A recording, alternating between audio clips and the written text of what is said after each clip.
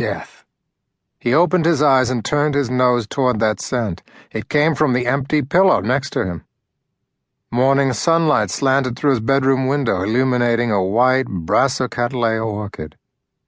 It rested in an indentation in the middle of the neighboring pillow. Delicate frilled petals brushed the top of his pillowcase, and a faded purple line ran up the orchid's lip. His breathing grew heavier, weighted by dread. His heart thumped hard against his rib cage, reminding him of his heart attack last year, a surprise gift for his 68th birthday. He studied the orchid.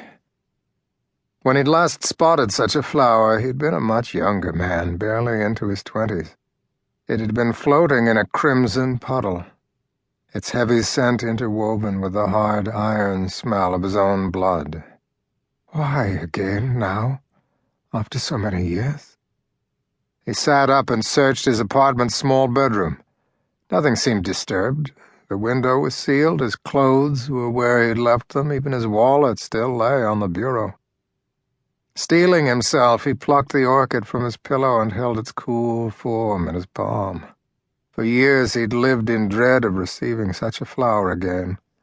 He fought out of the bedsheets and hurried to the window. His apartment was on the 3rd story of an old Victorian. He picked the place because the stately structure reminded him of the gatehouse to his family's estate, where he'd often found refuge with the gardeners and maids when the storms grew too fierce at the main house. He searched the street below. Empty. Whoever had left the flower was long gone. He took a steadying breath and gazed at the blue line of the bay on the horizon, knowing that he might not see it again. Decades ago, he had reported on a series of grisly murders, all heralded by the arrival of such an orchid. Victims found the bloom left for them in the morning, only to die that same night, their bloody bodies adorned with a second orchid. He turned from the window, knowing the flower's arrival was not pure happenstance. 2 days ago he had received a call from a man who claimed to have answers about a mystery that had been plaguing Arthur for decades. The caller said he was connected to a powerful underground organization, a group who called themselves the Belial. That name had come up during Arthur's research into the past orchid murders, but he could never pin down the connection. All he knew was that the word Belial came from the Hebrew Bible, loosely translated as demonic. But did that mean the past murders were some form of a satanic ritual? How was his brother involved? Christian.